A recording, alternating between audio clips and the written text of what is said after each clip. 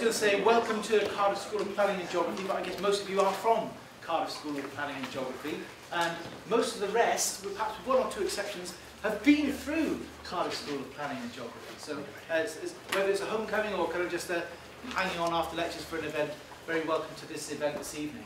The genesis of this event was a nice constellation, really, of different interests wanting to come and address you as students.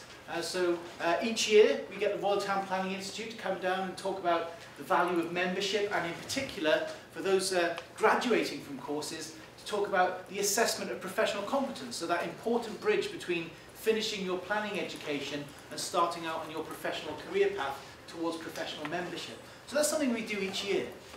Also, we've had been approached by Young Planners Cymru, who have asked to try and do more with our students here in the school, to try and develop those networks and relationships between those who might be graduates of the school and are in the early stages of their career, and those that are still with us and studying on our courses. So this evening's event is bringing those two things together in a very student-oriented event, but one that kind of acknowledges that bridge towards professional practice and membership. I can't stress enough how important events like tonight are, really. So not only in terms of the information you'll be able to take away, but the fact that what follows the presentations and the questions and answers is an informal networking opportunity. One thing that's become increasingly important and transparent to me is the students who come back and say about the jobs that they have found have often been through word of mouth, that they've started to understand that jobs might be coming up in particular employers. So those professional networks are really important for that. They're also important as a source of support. While we don't have a formal mentoring scheme for those who are students on the course, but you will when you enter into your assessment of professional competence, even if it's not a formal mentoring opportunity, the fact that you might know people who are there who are just a source of advice and support for any queries you've raised on your kind of first entry into planning employment is a really valuable source of support and advice. And all of that comes from being affiliated with a professional body. And I think, again, one thing I've learned through my professional career path is how valuable that professional body can be in providing general support, friendships as well, through people you learn through professional practice and get to know. So that's the context for this evening. In terms of how the format is going to run, then we're going to start with a short presentation by Stephen Court, who's come down from London, who's the RTPI's Higher Education Officer, so responsible for liaising with planning schools in all sorts of capacities, including the one he's here in tonight. And then Tom has gathered a number of young planners based in the locality, professional practicing planners in the early stages of their careers, to come in and just talk a little bit about how they've ended up in the positions that they're in, what jobs that they've been in on the pathway to do that, and various tips and advice. So tonight is two short presentations, and then a short series of cameos about people's individual career pathways. And then we've allowed plenty of time this evening for questions and answers. So just a very informal opportunity to ask particular questions of what will become our panel for this evening. And then once that's concluded, then next door we have some wine waiting, so there'll be that informal opportunity, and Tom will advise you if there's going to be anything after that either as well. Okay, so it depends how much time and how much wine the student can consume. Quite a lot, I would imagine. Okay, so on that basis, I've done the introductions. I'm going to hand over to Stephen first, who's going to talk you through some of the issues around membership and the benefits for you as being students on planning courses of liaising and engaging with the professional body. Okay, Stephen. Great, thanks Neil. Okay. Well, thank you very much for the opportunity to come and speak to you this afternoon, this evening. My name is Stephen Court. I'm the Higher Education Officer at the RTPI. Can you hear at the back? Okay. My job includes managing the Royal Town Planning Institute's process of accrediting degree courses, like the courses that you're on here, in the UK and also overseas. I'm going to talk about how the RTPI, what the RTPI is and does, how it supports planners at university and through their career, and also how you can join and the benefits of membership. If you've got any questions, please ask sort of during the presentation or afterwards, or get in touch by email. There'll be some email addresses at the end of the presentation. There are some student information packs, there's blue packs over there which are available kind of after the meeting. I think there are more students here now than we originally thought there might be, so there aren't enough packs for everyone. So if you would like a pack and don't get one, please ask Neil. I'll leave a pack so we can copy it. Is anyone on the BSc in City and Regional Planning? Put your hands if you are. One or two. But so the majority of you are postgrads. Are there any part-time students here? Part-time students, 1 or 2. Yeah. Okay. International students. Any members of the Royal Town Planning Institute? There's 3.5. And are there any students here who are actually working now as a planner, perhaps who are studying part-time and working part-time or working full-time? Yes. Or worked as a planner in the past before you came onto the course? So a few with employment experience as well. Well, the Royal Town Planning Institute is the UK's leading body representing planners. There are smaller organisations that represent particular specialisms such as transport planning or urban design, but the RTPI is the largest body that represents planners in general. It's the largest planning institute in Europe, and we have more than 23,000 members, and about 3/4 of the members are chartered members of the RTPI. Most members are in the UK, but more than 1,000 members are in more than 80 countries around the world. This year, as it says up there, we're celebrating our centenary. The RTPI has a royal charter that states that the RTPI exists to advance the science and the art of planning for the benefit of the public. To advance the science and art of planning for the benefit of the public. Well, how does it do that? The RTPI is active in shaping public policy to do with planning and the built environment. It promotes planning by developing and maintaining professional standards in planning. All members of the RTPI are bound by a code of professional conduct, which says that every member, including student members, should act with competence, honesty and integrity, and always use independent judgment. In addition, we're also an advocate for best practice in planning. So how does the RTPI support planners? Well, we campaign on a wide range of issues. We help to raise the profile of the profession through lobbying and putting forward the profession's views in public consultations. We regularly engage with ministers in the government. Anyone know who this is? This is Nick Bowles, who is the planning minister for England, and he was speaking at last year's RTPI reception at the Houses of Parliament in London. And we generate awareness of the significant contribution that planners make to building sustainable communities and to helping drive economic growth. For individual planners, we support professional development through accredited university courses. We're in about 25 universities, including Cardiff in the UK, and 1 or 2 in Ireland, in the Republic of Ireland, and 1 or 2 overseas. We provide a variety of membership categories, including for students, to support planners through their various stages of their career. We provide continuing professional development for our members, and that's usually on a regional basis, so in Wales, or in regions in England, or in Scotland, Northern Ireland. We provide CPD events quite regularly.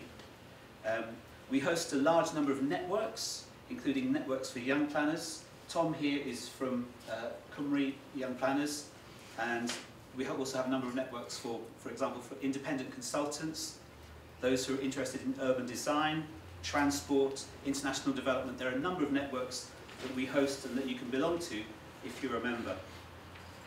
We also provide individual advice, information and guidance to support career development. Well, how can the RTPI support you as a student? Has anyone actually been to the RTPI website? It's rtpi.org.uk. There's a wealth of information, topically based information about research, publications, which is freely available. Membership is free At the moment, in the final year of your course, so if you're on a part-time student on a master's, it would be free in year 2, but from this autumn, it will be free for all years. So whichever year you're on an accredited course, membership will be free from this autumn, from October 2014. So if you're not a member at the moment, but you'll be studying next year as well, it's probably not worth paying now to be a member. I should wait until October, and then you can join for free for the remainder of your course. There's a free monthly magazine called The Planner. You'll also get a free weekly newsletter, Friday Briefing, and these have lots of information, sort of features on planners and planning, recent planning decisions, so you can keep up to date with what's happening in the sector. There's a reduced subscription to the research journal Planning Theory and Practice. In cases of genuine financial difficulties, as a student or as any other category of member, you have access to the RTPI Trust. That's a charity that's linked to the RTPI, and in cases of genuine financial hardship, you can apply for assistance. You can attend at reduced rates regional CPD, continuing professional development events, and there's also the opportunity to volunteer for our advice charity called Planning Aid. There's Planning Aid Wales, Planning Aid Scotland, England and London, and you might wonder why should you want to volunteer for a charity? You're busy, you're working hard as a student. What good would it do? Well, you might think it would be nice to do something to help others. You wouldn't be able to provide planning advice directly to members of the public unless you're a chartered member of the RTPI. But there are all sorts of ways that you can help as a volunteer. And this, particularly if you haven't got any work experience, this can strengthen your CV and show that you're interested in planning.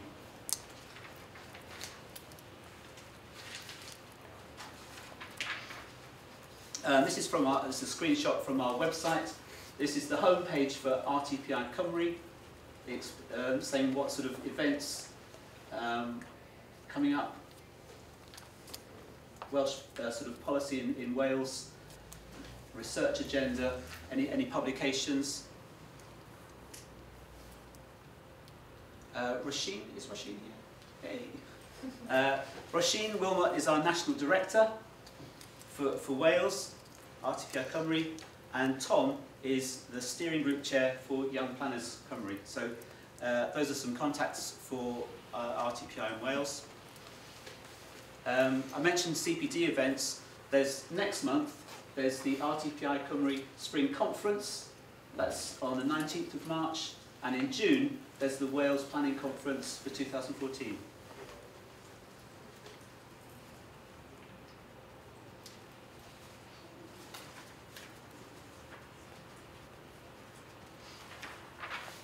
If you'd like to become a member, you can apply either on paper, in the pack that's on the table over there. There's a membership form in there, or you can apply electronically via our website.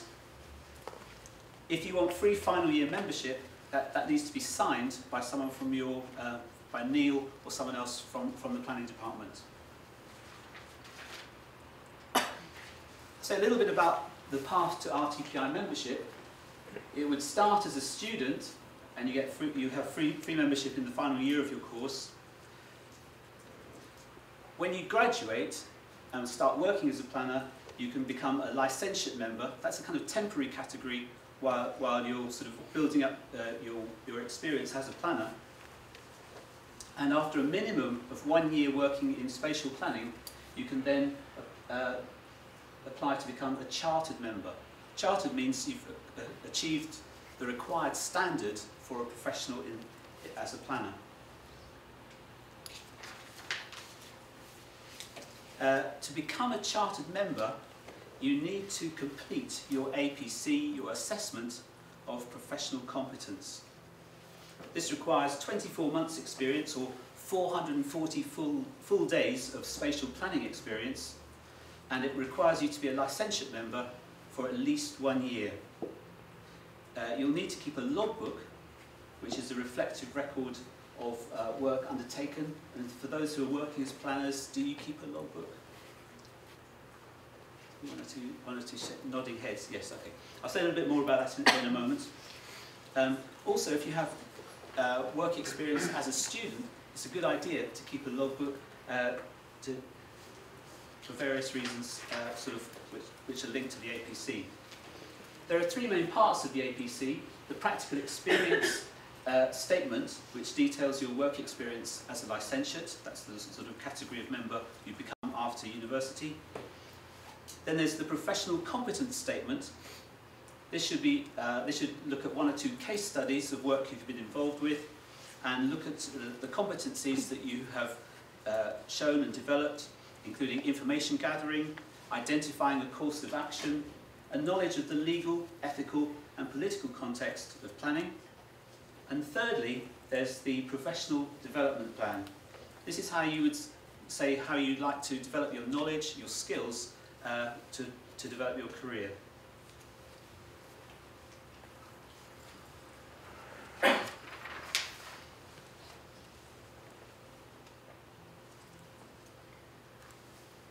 Well, becoming chartered is expensive. Well, it costs.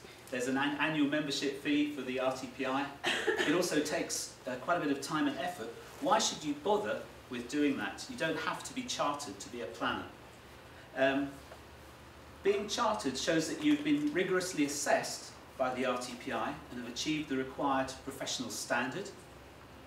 It gives you a level of professional credibility that's useful, for example, if you have to give evidence at a planning inquiry, or if you're working for a private practice and you want to bid for a contract. It's always useful if you're able to say that you're chartered. Getting chartered status shows your commitment to the planning profession and appropriate ethical standards. And some career grade jobs will require either chartered status or that you are working towards chartered status. I think there's probably more emphasis on being chartered in the private sector than in the local authority sector. Becoming chartered may entitle you to higher pay. That's not a guarantee. And also, there may be an international benefit in other parts of the world, for example, in Commonwealth countries, which will sort of be more aware of what goes on in the UK. It may well be of benefit to be chartered, and also if you're working in a multinational company with offices or bases in the UK and around the world, that's also of benefit in that context. A little bit about the logbook. The logbook should record the kind of work you've done, the skills that the work has developed, the knowledge you've gained, and also the skills and knowledge that you feel you need to develop. It will chart how you've developed as a planner over time. You need to include your logbook in your APC submission, and also for job applications, if you're writing about your personal statement in a job application, if you've kept a log of the work you've done, then it's much easier to include that in a personal statement rather than if you're trying to sort of remember, oh, what was it I did 2 years ago, and it's kind of hard to remember. A logbook will help you with all that. Well, what could you be doing now? You could join, become a student member, and get involved with the RTPI. There are various sort of activities that young planners do. This is young planners in East Midlands in England, and I think this is dog racing. There don't seem to be any dogs there, but anyway, I'm sure that this is East Midlands young planners going to dog racing. Get advice. There's job hunting advice available on the RTPI website, and in this pack there's sort of websites and a link to the RTPI's register of private consultancies. So if you want to find out sort of consultancies in your area, you can search on the internet using the RTPI's consultancy website. Use the university's careers service. Look at the RTPI's code of professional conduct. For further information, here are some email addresses. That's mine. couple of generic ones: education at RTPI and membership at RTPI. And as I say, there are some information packs which are available on the table there.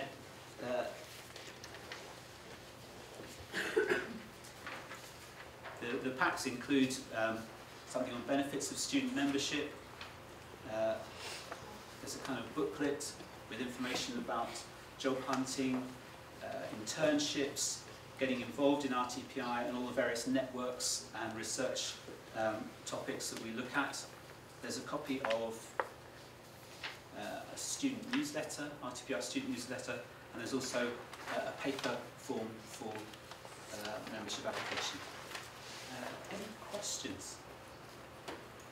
Okay, so any quick questions? Stephen will hopefully be able to join us after the Young Planners section as well for a drink. So if there are any particular questions you would like to ask Stephen, there'll be opportunity to do it. We might have a chance for one general question now before we go to Young Planners Cambridge. Any queries or questions? You said this network for international development. I could not find it in the website. Okay, if you look on our website, I think it's under knowledge. There's some tabs across on the homepage. There's some tabs across the screen. If you look under knowledge, there's a link to networks there. You need to be an RTPI member to sort of join a network. Yeah, so the networks are really quite diverse. So international planning, enforcement, development management, environmental planning, regeneration, a whole series of networks. They're the specialist areas where you can start debates online, you can get specific updates through that network, what the latest publications are, what the research is that's happening in that field. So really, really valuable, especially if you're kind of focusing in any of those areas on your dissertations or research projects. I think that's where you'll find it really, really valuable to access that information. Okay. I'd just like to say thank you very much for your time. It's been good to come and meet you, and I wish you all the best with the remainder of your course and with your career as well. Thank you. Okay.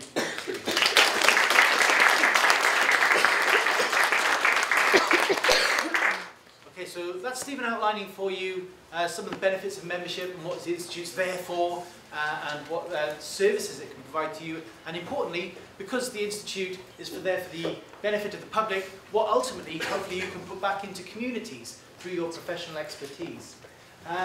We're now going to hand over to Tom and Kieran. Some of you might recognise Kieran from around the department, currently studying on one of our master's courses and previously came through our BSc City and Regional Planning. Tom is in professional practice and again came through our undergraduate course and specialised at master's level as well.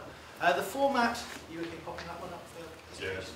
Yeah. The format of the remainder of this evening is I'm going to hand over to Tom and Kieran to give a short presentation, again focus on the short presentations this evening, and then going to pass over to these guys and some of those that have accompanied them from Young Planners Cymru to just talk a little bit, sort of short cameos really, about their professional career paths to date, giving you the benefit of life after graduation and through those early stages of a professional career. After that, we can then open the wine. I see Daniel's arrived a little bit late and grabbed himself a glass of wine on the way, which is cheating. You should offer everyone one, Daniel. Okay? It is there waiting for us at the end. Okay, so on that basis, I'm going to hand over to Tom and Kieran for their presentation, and then they'll take you through the panel that's going to give you short presentations as well. Okay? Thanks, Neil. Thanks for coming, everyone, this afternoon. My name's Tom, as you said, this is Kieran. I was a former student at school, did a bachelor's in city regional planning, then went on to do regeneration studies. Graduated a couple of years ago, and Kieran's still doing urban and regional development at MSc level now. This is going to be short and sweet because, as Neil said, we're keen to get over and sample some of C-Plan's finest wine with Mr. Mohammed over there. So what we're going to do is, first of all, just going to talk to you about what YPC is all about. We'll take the whole 5-10 minutes. Then we're going to have a bit on the career pathway session. We've got 3 of our friends here from the YPC steering group who are going to come up and speak for a short while as well about their experience. So, okay. So what is YPC? Well, as Stephen said, there's a number of Young Planners networks across Britain. There's actually 14. There's one in Wales, which is YPC, one in Scotland, one in Northern Ireland, and 11 in England. And in Wales, it's known as Young Planners Cymru, or as I'm going to refer to it, YPC. And really, I did a really long slide with lots of bullet points about facts and figures about YPC, but I think the important thing to remember is that we see it as a network which provides support to young planners starting their career. But what do we mean by a young planner? Well, it's everyone in this room, this section. So someone on an RTPI university degree programme, or in the first 10 years of work in planning, development, or geography related practice. And there's a gap in between there as well, because you might decide to do something after university, but then come back to planning. You can still be involved in young planners' career. So that's what a young planner is, but what do I mean by support? Well, say you're 2 years into your university degree programme and you've got a module called environmental planning, and you've got a little bit of tricky coursework about EIA. Well, there might be, say, a YPC event designed specifically to EIA where you're going to learn some interesting case studies, that sort of thing. You might come along to get something out of that. Also, say you're at the end of your university degree programme, you're looking for, well, not the end, say your second year again, you're looking for a work placement, perhaps some summer work experience in a consultancy or local authority. Again, I'd like to think that YPC can help you along with that. You might make some connections and get your foot in the door through that way. And then, when you make the jump into the big bad world of work, you're in those first 10 years of practice, 2.5 years in now, and I'm still trying to forge a decent professional network, I suppose, and coming to events really helps with that, and meeting people like the guys in the steering group and expert speakers like Neil and Owen Jones from Boyer Planning that read at our last event recently. So, and then of course there'll be support with the APC route as well. I'd like to think we could in time set up a bit of a mental service where chartered planners like the guy sat down on myself can lend you advice on how you become chartered and so forth. That's a long way away, I appreciate it. Over to Kieran. Yeah, okay, so as Tom's already kind of touched upon, the seminars part is one of the bits that we do at YPC, and if you're doing something within your degree and like Tom said you might be struggling with it or you want some more information, we'll kind of mould those seminars around the kind of curriculum that's going on here, and we want to keep doing that throughout the next year and going forward. So you can see there's so many different areas of planning, and I think particularly for myself, kind of first to fourth year, I didn't really know which area of planning I wanted to go into. I didn't really know much detail about different areas, transport, urban design. So it's a really good way to kind of start tailoring your interests, to start developing an interest as well. Can I just, on this one? As you know, there's new plan legislation coming out in Wales. This is such an amazing opportunity for young planners to engage in that, because all these documents are coming out on different components of planning in Wales, whether it be heritage, the main planning bill, active travel, transport, that sort of thing. It's an opportunity for us all to make comment on these proposals and, proposals to reform planning in Wales. And last year what we did is we ran a number of events with that in mind. So we themed them around specific areas of planning. Whether it be the active travel event we ran in December, or the heritage bill event we ran in September, that sort of thing. So that's right. Yeah, the next bit, networking, again, as Tom has kind of just touched upon.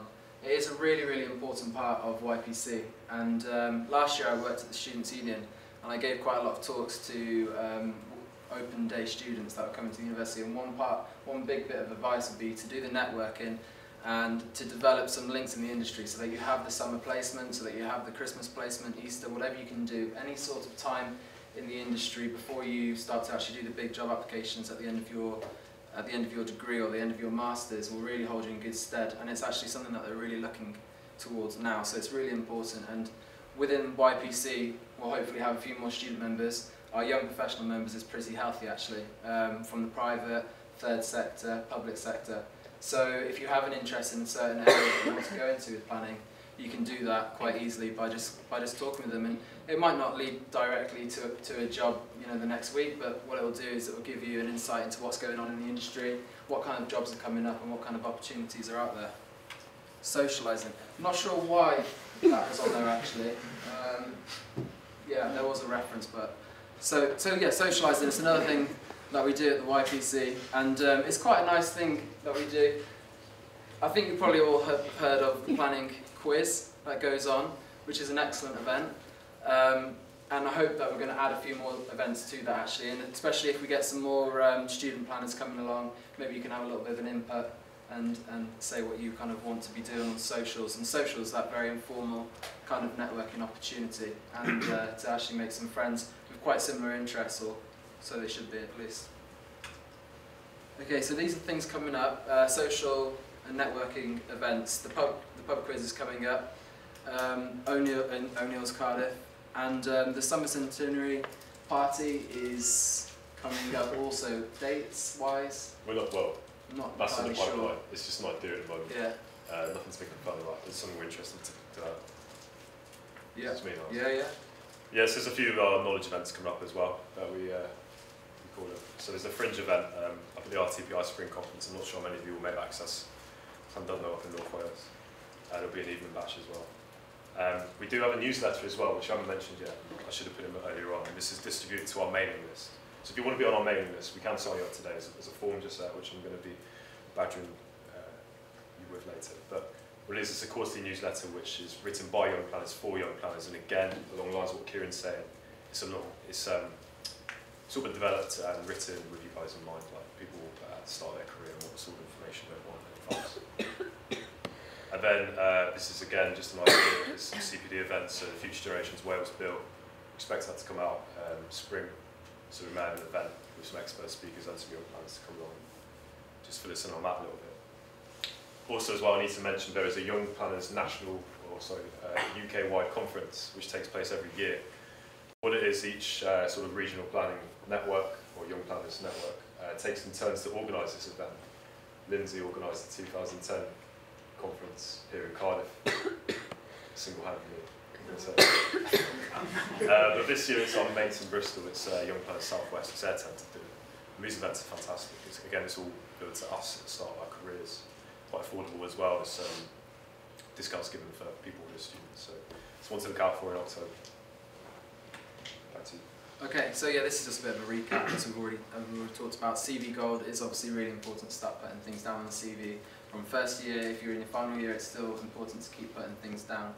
And then that, hopefully, the networking that YPC can offer will lead, hopefully, to securing some work experience, placement, or just improving your knowledge in the industry.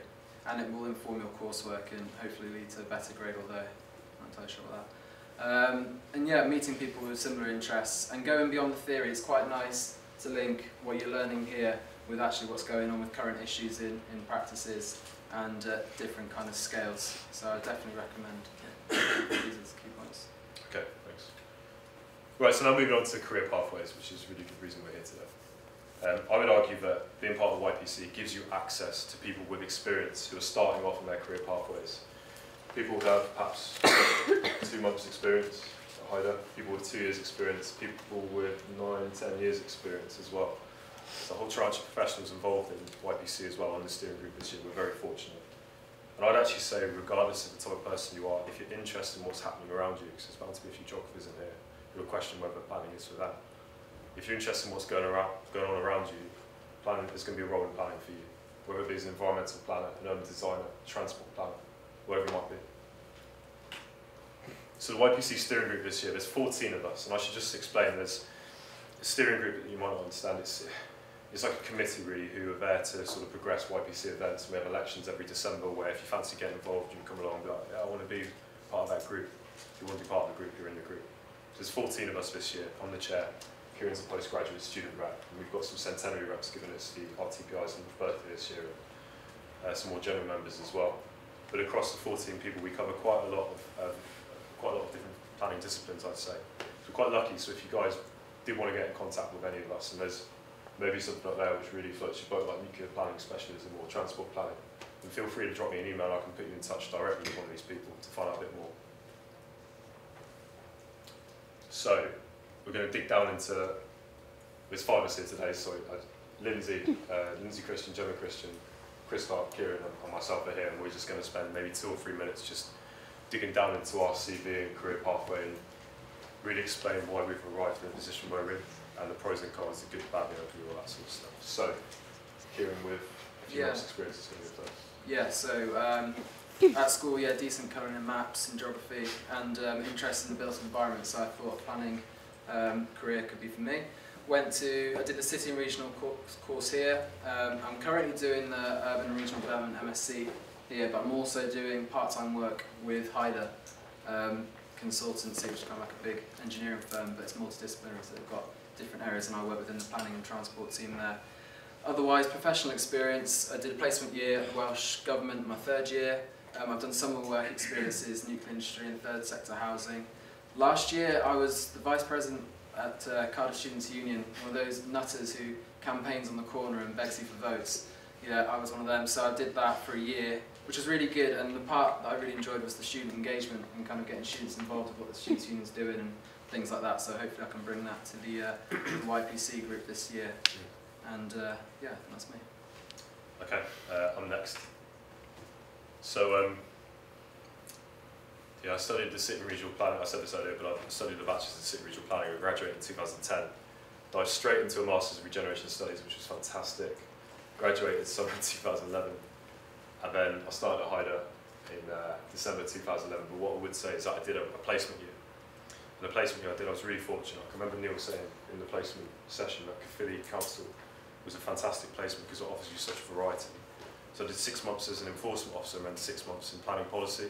So it gave me a really broad perspective of what's going on in terms of the planning process at a local level. But what I'm after at the moment is variety. So I wanted to experience the private sector as well. So I became chartered in 2013. Really, well, so it was last summer. I was really keen to have, say, 12 months in local planning authority practice and also 12 months in private practice. And the thing that really appealed to me about Hyder was the variety of work there. I mean, I've got at the top environmental planner / regeneration consultant. They're two quite diverse things, you might say, but it's what I do on a day-to-day basis. So one day I might be out and meeting a community group who are interested in saving a listed building, like Hay Castle, for example, or Navigation Colliery up in Crumlin. And then the next day I'm on the site looking at possible locations for wind turbines in the valleys. So that's me. I'm not an associate environmentalist, I'm actually an affiliate environmentalist. And I'm the current chair of Young Planners Cymru for this year. I'd like to invite our friends to talk a bit more about their incredible careers. I think it's Chris first. Oh, is it? So this Hi, I'm Chris. Chris I'm Clark. probably the oldest young planner here. So I studied Cardiff University a long time ago.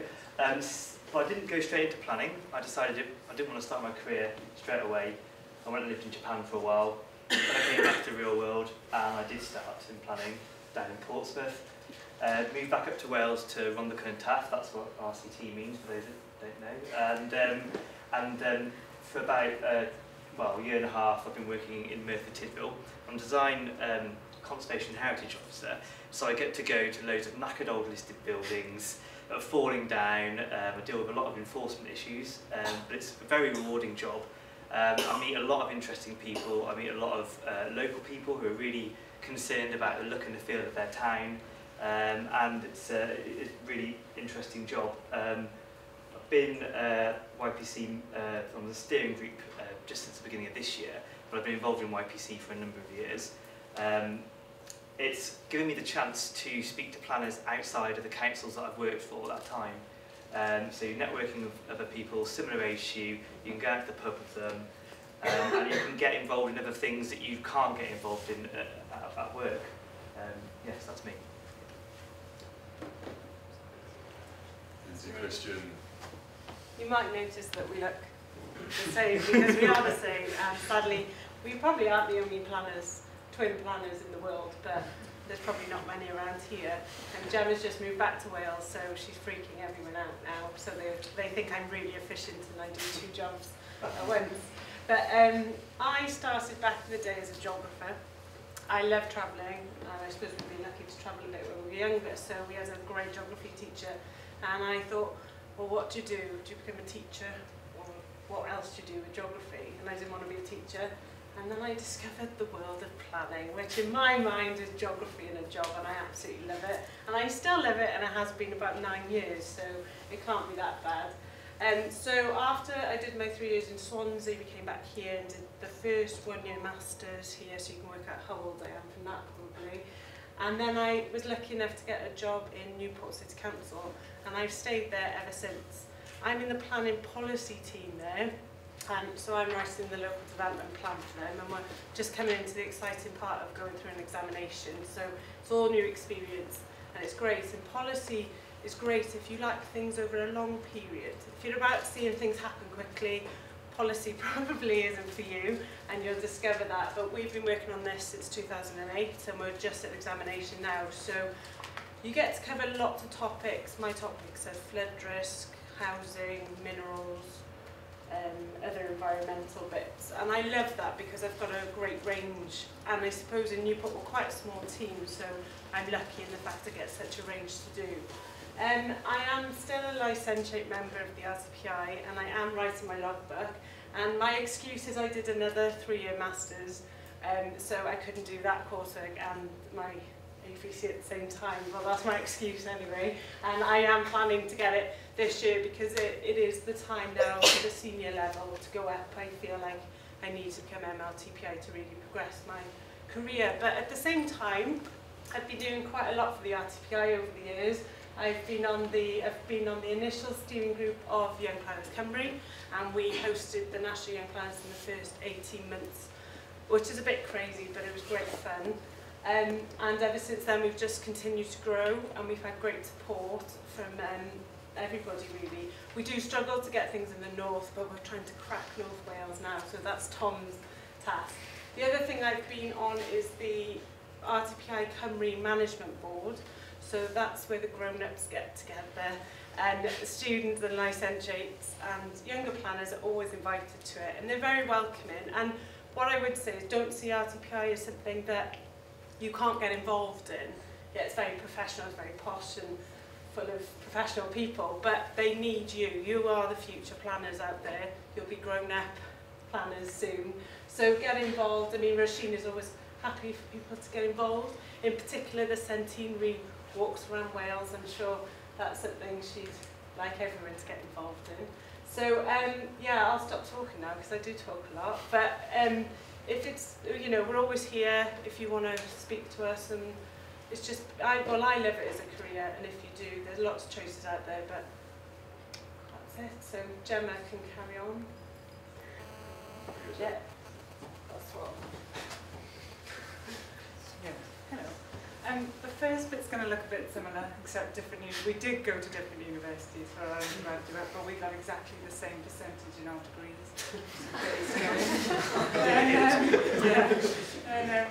Which is quite good actually. No arguments. But then we both, as Lindsay said, did the first year of planning, practice and research. I then moved down to Hampshire, so I've been working in the English planning system. I moved back about a year ago.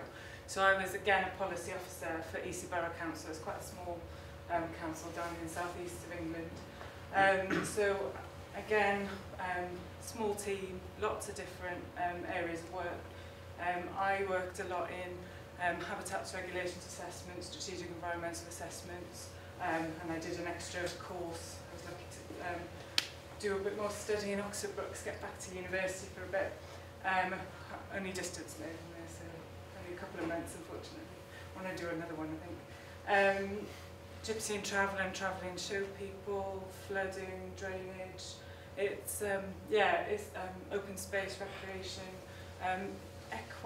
horse development, lots of equine development, things like that.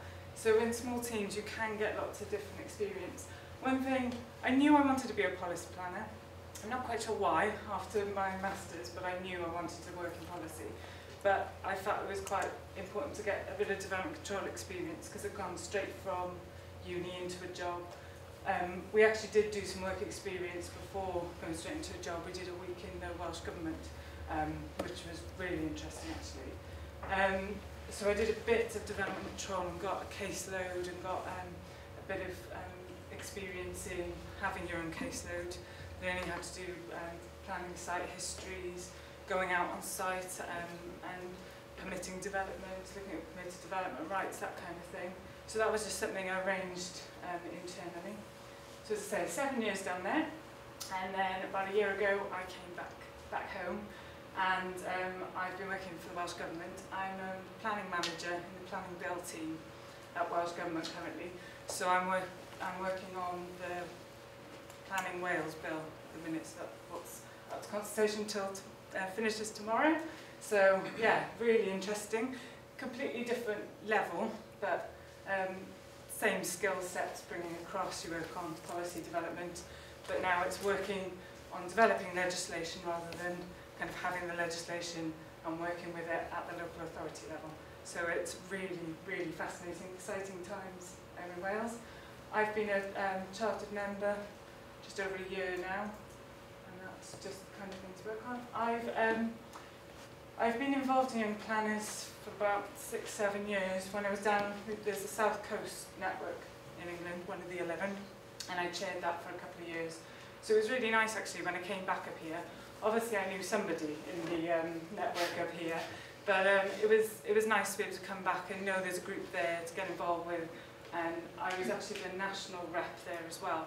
So that means you go to London once a year, all the national reps from all of the networks, and you get to meet her. Usually the chief executive of the RTPI is there, and you get to talk about current issues in planning and feedback, to the top levels of the RTPI on what's happening in planning and our thoughts on it. And it's really good. It's a really good way of getting your opinions across as a network.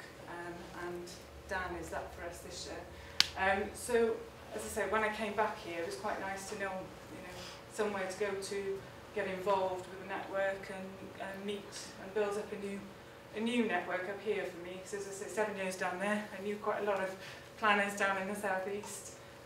But coming back here, had to kind of start again and build that network up again. So this is a really good way of doing it. And Tom mentioned the different types of events we run, but we really need you guys to tell us what you want, really. We want to know what the current topics are. We come up with them. Usually we kind of go, green infrastructure would be good this month, or as we followed the track of the bills this year. But you tell us, and we can see what we can pull together. We've got to get a good range of speakers. But yeah, don't be afraid of coming to us with an idea. We need ideas. And Tom also mentioned the newsletter, which you can write for as well. It's not, we all do our bits, but it's a really good opportunity for you to get something published and out as well. So, yeah, thank you. So it was really like a whistle-stop tour of us five and what we've been up to the last few years. So just to go back to that list and just point out again what disciplines we cover as a steering group. If there is anything there which is of particular interest to you, as I said, whether it be nuclear planning or housing or home design, whatever it might be, then just come and have a chat with us over a glass of wine later on, and hopefully we'll be able to answer your questions. And finally, this is a bit of a call to arms, but if you guys get involved and we have a larger membership base, then we're going to create a stronger network and a better support service for each other, and hopefully a collective voice for young planners across Wales. And that's it.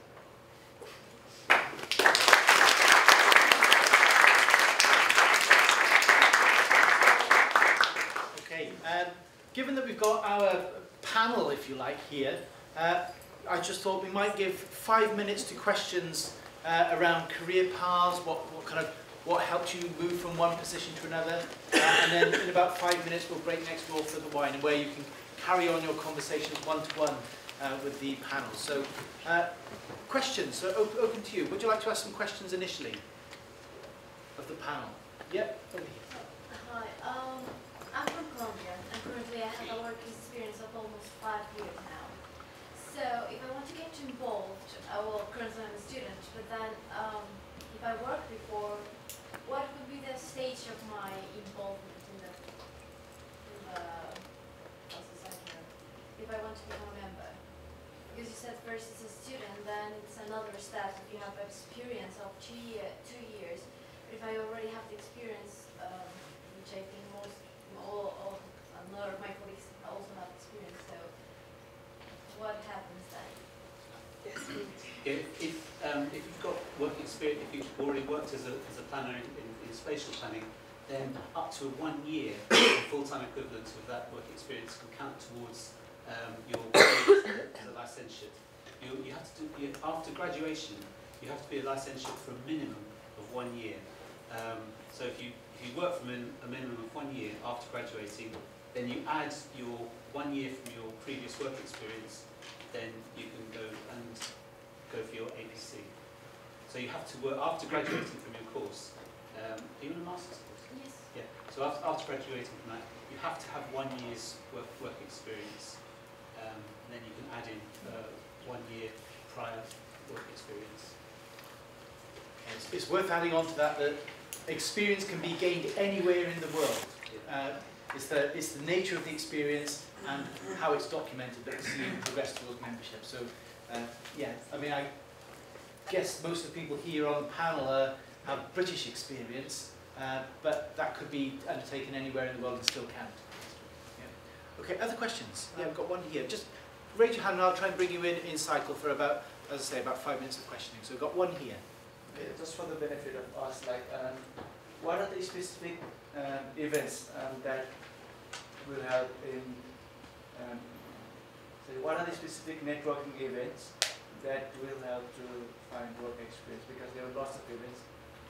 I don't know which ones are useful for work experience. Yeah, I don't know if there's anything specific for work experience at the moment, but it's more about if you just chat to someone, like for example, Kieran and me sort of met at an event, right? And then I sort of remembered his name, and then when his CV came in for a job at Haida, I was like, oh, I remember Kieran.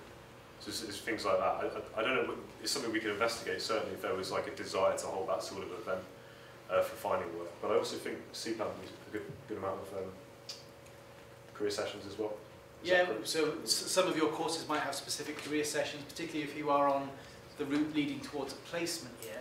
And we try and get also students, because we've got students in the school who've been out there in professional practice and come back to talk to those who might be thinking about going there. But I'd certainly add the idea that the chance meeting, yeah, that's what the professional network's about. It's not restricted, you know, it's not an old boys club in any sense of, you know, it's not who you know. I mean, these networks are open to everyone that is willing to get involved in them. I find that students don't quite tap into those networks early enough, really, and by the time they come to realise how valuable they were, they think, I could have been doing this for 2 years. Yeah.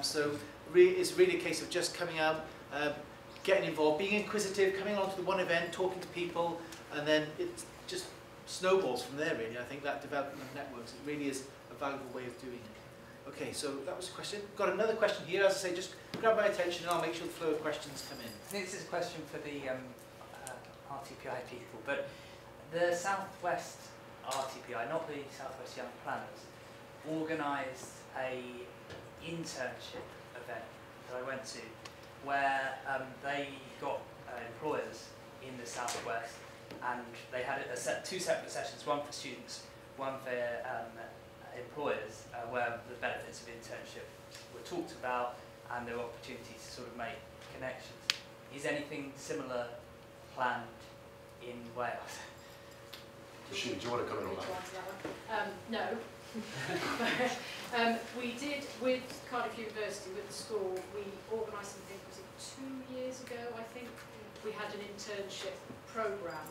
Actually, we had lots of employers lined up to give work experience, but 2 students came forward. So there wasn't much interest in it, so we haven't pursued that at all. So since that, was it with Hugh Thomas who did it? Oh. Yeah. We ran it for a good year, so there wasn't any demand from, well, it might not be new. It might be new from them. So we haven't got any plans to do that as such.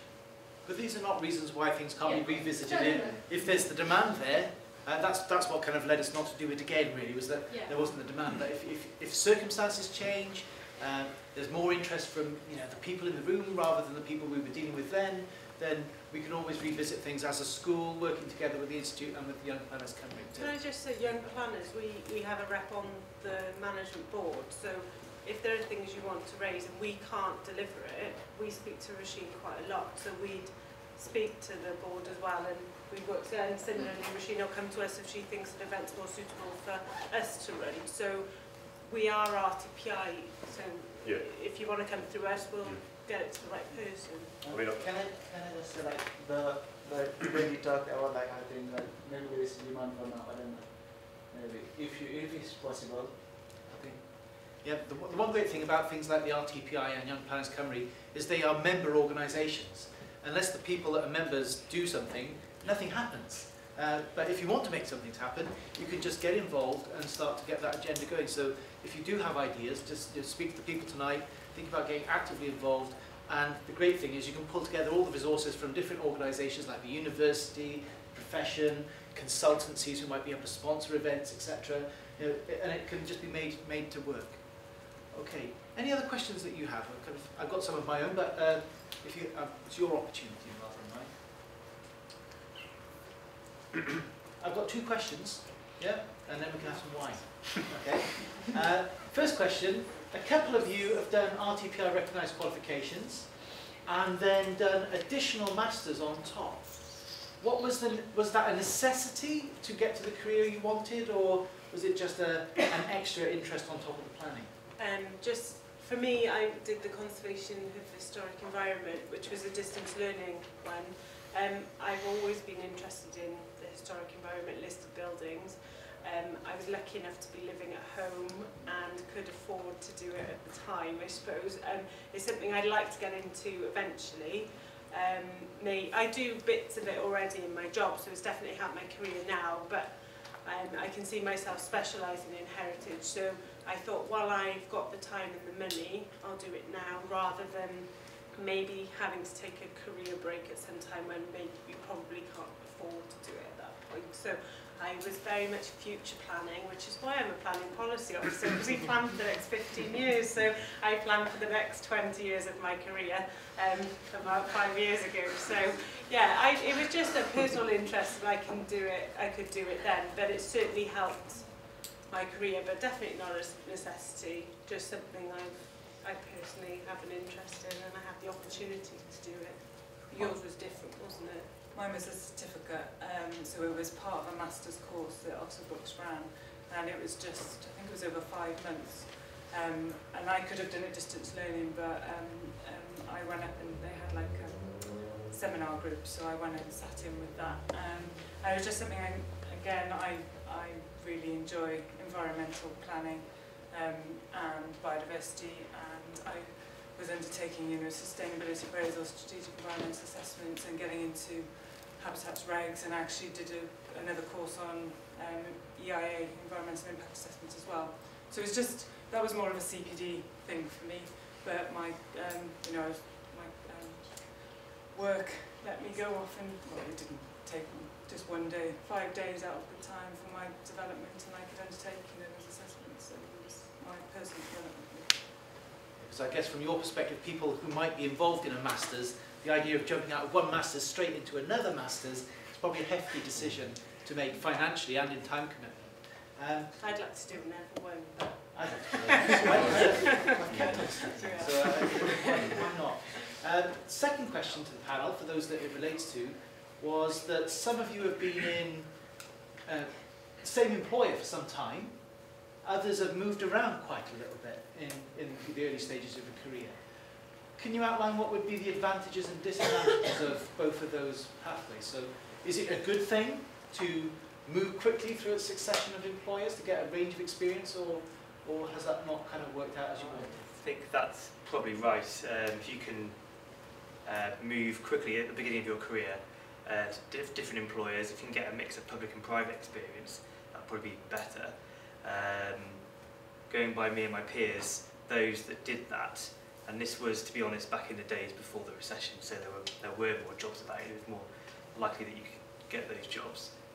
Those people have done very well, and they're now team leader positions and management positions. But you do potentially have to move, and you keep taking yourself out of your comfort zone as well. So that's a downside to it. I've never moved. So, but I've had the opportunity to get to a senior level, but it has restricted me in terms of maybe I could have got a bit higher quicker in my career. But I suppose if you ever work for Newport, which I know somebody here does, they may never want to leave because it is a fantastic place to work, the people are brilliant, and it's a great opportunity. But again, my project is 2008 till now. I haven't ended the project that I started, so maybe I will look, but I want to get a development plan under my belt and then see where I go. But it does depend. You are limited with, I think, moving up, because you've got to wait for your more senior members to retire or move on for the positions to become free. I mean, I think Welsh Government's a bit different, as when you're a civil servant there's more duties, broader, but you know, it depends on the size of the team and things. But I just love where I work, and I want to see a development plan through, so I don't know, there's benefits to being safe and staying in your comfort zone sometimes. Maybe I'm just a woman.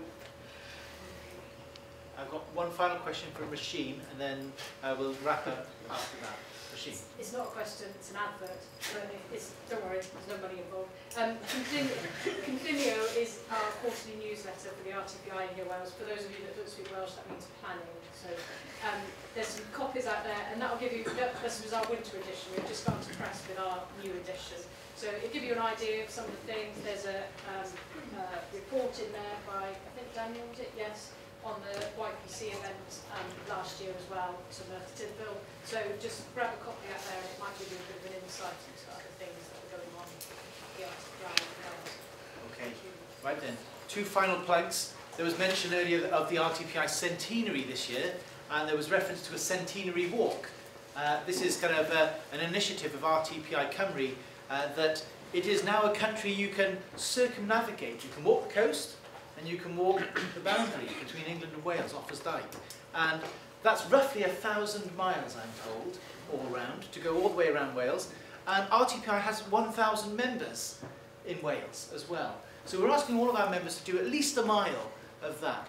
Plus we've been approached as a university to see if we could organise an event for students to participate in that. So it might be again something that we collaborate with our partners on some point later in the year when the weather's a little bit nicer, to just get out and do some of the coast around the area as our contribution towards that centenary initiative to celebrate what's one of the award-winning initiatives in Wales is to open up that coastal path all around Wales. So that's one plug. Secondly, tonight's been an innovation and engagement event. So the school, Cardiff School of Planning and Geography, has a series of public lectures. I see for some of you are regulars at that and know Carl very well, kind of who organises that. If you haven't yet been to these evening public lectures, we'd encourage you to do that. Why? They're interesting, but secondly, it draws in a really diverse professional crowd. So again, it's a networking opportunity. Our next event is taking place next week, and it's on, let me think which date it's on, Tuesday 4th of March, and it's about how we might regenerate the economy in an era of climate change. So if you like the university's wine, you like it, then there's another opportunity. And these come up once every 2 to 3 weeks or so. And again, really valuable continuing professional development and a chance to meet people out there who may well be your first employer or give you that first step of some vacation experience. Okay, so that's my 2 plugs. If we can say thank you very much again to those who've been speaking this evening.